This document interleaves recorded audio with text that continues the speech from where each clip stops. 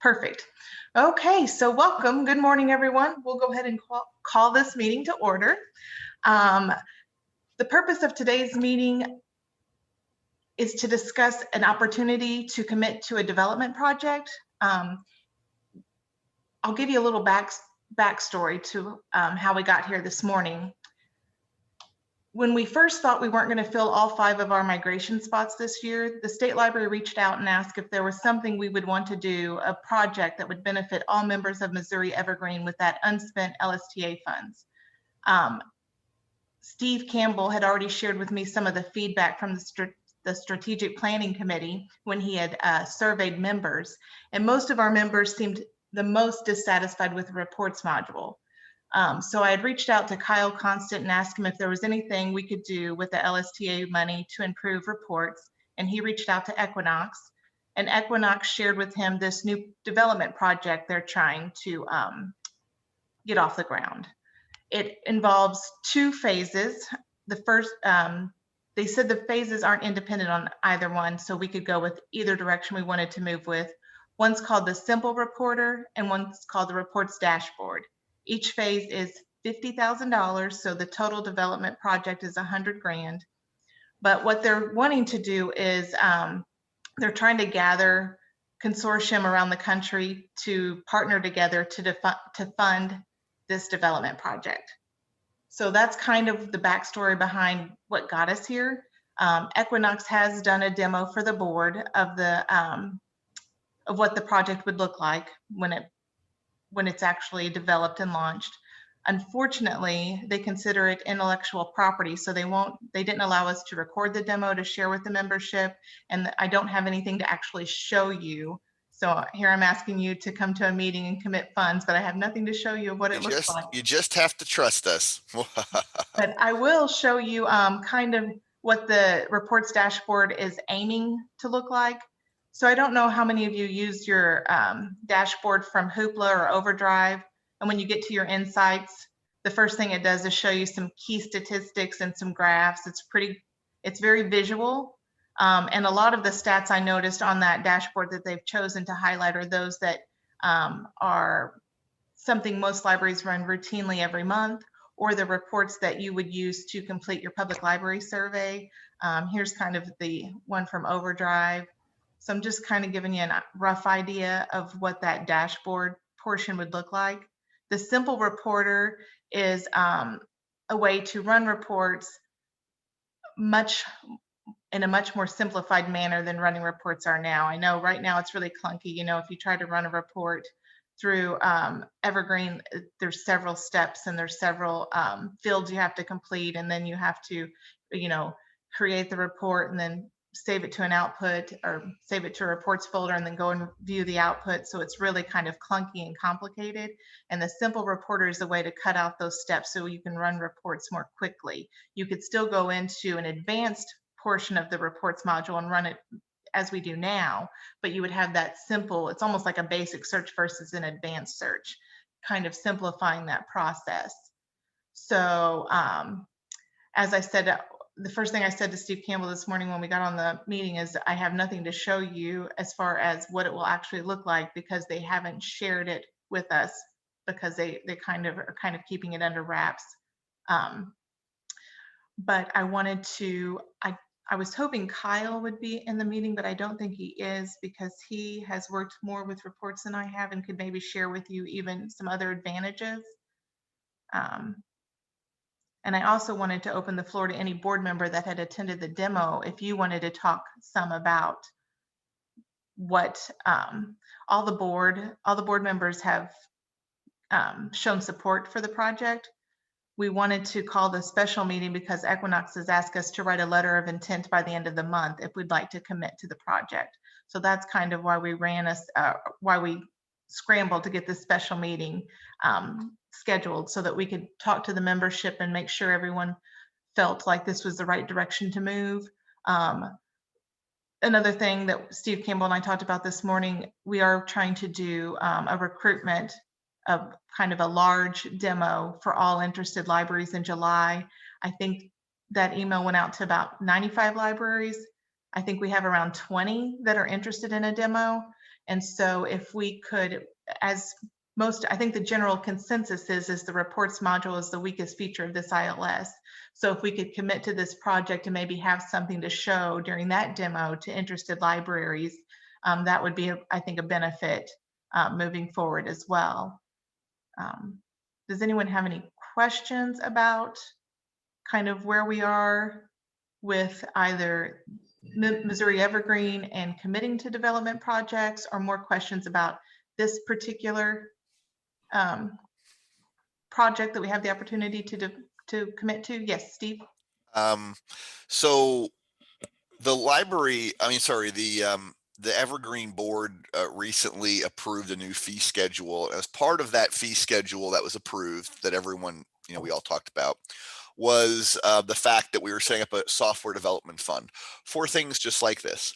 Unfortunately, our plan was to put aside a certain amount of money, at least 1% of our budget, I think it was, but ideally we talked about $7,000 or $8,000 a year put into that until we could build that fund up to about $50,000. When we had the app made, we didn't really develop that. It was already paid for, like we're talking about doing with this particular project. It was already paid for by other consortia around the country, Georgia Pines, places like that. And then all we did was, with the $2,000 or $3,000 we spent on it, all we were doing was customizing it for us. This is different. That was cheap because it was just customization. So we were able to get some money kicked in and be able to afford to do the app very easily. But we knew that projects come up periodically, just like this one, that Evergreen needs some kind of development. And so Equinox or another company asks different consortia to kick in money. And we were never part of that. We've never been part of that process ever. So our intent with the new fee schedule has been to be able to join in on these projects and begin to put money aside. Now, unfortunately, this project came ahead quicker than we would have liked. I mean, we want it. It's not quicker than we'd like. It's quicker than our budget was moving for it. But we had planned on already setting aside money each year for this type of thing. So I think that the plan already was to participate in these types of things. We just don't have the money in a development. If we already had $50,000 in development fund, this would be a very easy, no-brainer decision because the money's already sitting there. So what I had proposed to Shannon and the rest of the board was that the project is a total of $100,000. There's many other consortia and libraries that have Evergreen that are interested in participating according to Equinox. My thought was, if we should agree to commit a small amount of money, and then what they told Diane Disborough was, that one of the developers, Andrea, I think at Equinox, was if they don't get enough money after the first round, which would be at the end of this month, which is basically like today, if they don't get enough money, then they're going to come back and ask everyone for more money.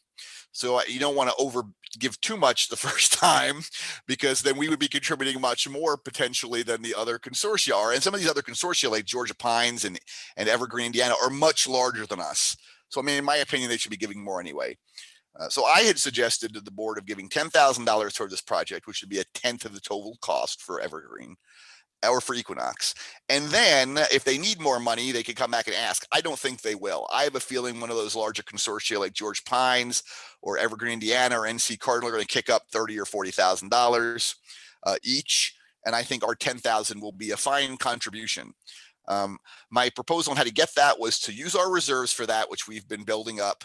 And then when we put money into the software development fund this coming year, that's $7,000 or $8,000, to take that money and just reimburse our reserves with it, instead of putting it directly into the fund, because it's being used for software development. It's just reimbursing our reserves that were used for that purpose. And then do the same thing the following year for the remaining, whatever, $3,000 or $4,000, $2,000 or $3,000. So basically use the future proceeds from the software development fund to reimburse our reserves for that $10,000. That was what I had suggested, but I'm open to other suggestions, of course. Question. Yes. Question. You had mentioned something about we didn't have all the spots filled and the LSTA money wasn't going to be spent. So what's the status on that, and how does that affect this?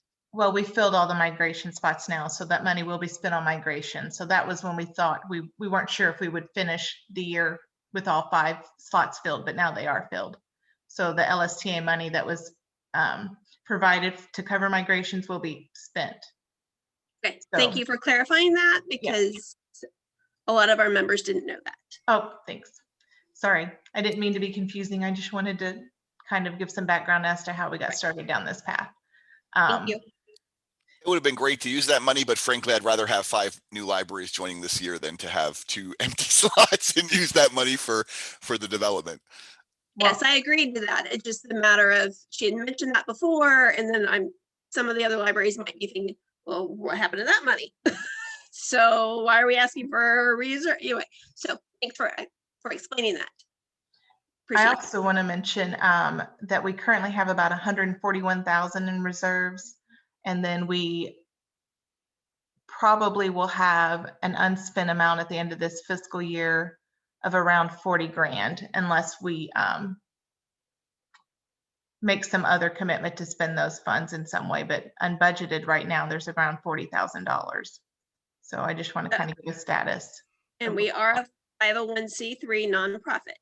So we don't necessarily need to show a huge amount of reserves. And we have or a amount of income, right? well, when we approved the fee schedule, Shannon had us approve a policy that basically encouraged us to have a 50% reserve fund, 50% of our operating budget, and we are already at that number. So I believe with that $40,000 Shannon's talking about, we will well over exceed $10,000 above what the 50% requirement is. So basically, we have money to pay for this from our reserves, and still at the end of this fiscal year, we will still be above our 50% requirement. Yes, that's Thank you correct. for explaining that again. So that way more of our members are aware of what our financial situation is, where we are at. Thank you. Just one more check in the plus column in the pro, do this, in my opinion. Is anyone opposed to this? Is anyone again want to vocally oppose? I mean, if you are, I'm open to hearing that. We all are. But is anyone actually against the idea of committing $10,000 toward developing this dashboard and or improving the reports module? I guess I would say.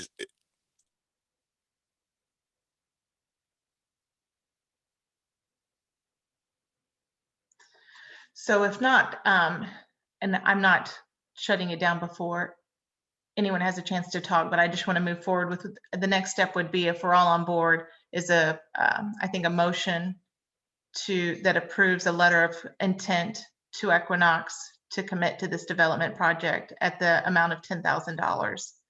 And then a formal vote is, I think, the next step. So you want a motion? Is what you're saying, Shannon? Yes, I think we need. I'll make that motion to send a letter of commitment to Equinox to develop the two parts of their project, both parts, and then commit the $10,000 from our reserves to, if necessary, to be reimbursed from our future reserve funds over the next 2 years. And this is Carrie. I will second that. Okay, so we have a motion and a second. I think Robert's rule says I have to ask if there's any discussion before we take a vote. Who is the second on that? Sorry. Carrie York. Thank you. Are there some comments in the chat we need to be looking at? Yes, so Michael Davis said, please do this. Tony said, let's do it. And Lisa Garrow said, any amount improving the reports module is fine by me. And Elena Daniels from Cedar County said, I vote yes. So all in favor from the chat. Okay, well, if there's no further discussion, all those in favor? Aye. Aye. Any opposed?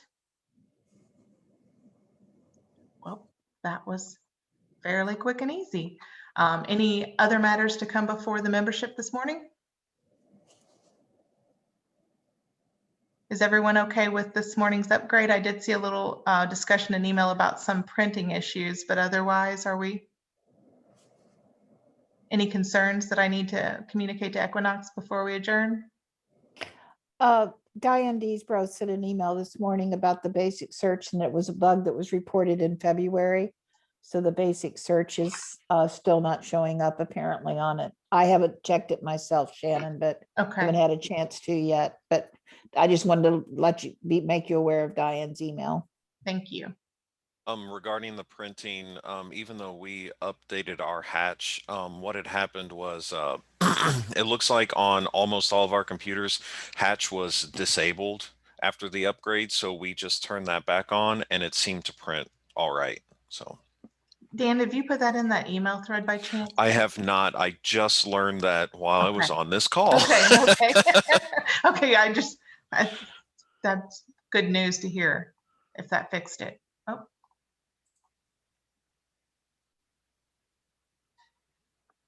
Oh, that's very specific, Pam. so in the chat, Pam said that the basic search works if you don't need to type a space in the field. So you can search for Jaws, but not for Pride and Prejudice. Is that in the public OPAC or from the staff client or from the staff module, staff side? From the staff side, that's what I thought. Okay. But advanced search works? Yes, okay. Thanks, Pam. Okay. Any other concerns about this morning's upgrade? If not, I would entertain a motion to adjourn. So moved. Sue Lightfoot. Thank you, Sue. A second? Second, Michael Davis. Thank you, Michael. All those in favor? Aye. Aye. Short- so much, Shortest meeting ever. Yes, I know. Thanks so much, everyone. Have a wonderful day. Enjoy the rest of your week. Bye, everyone. See ya.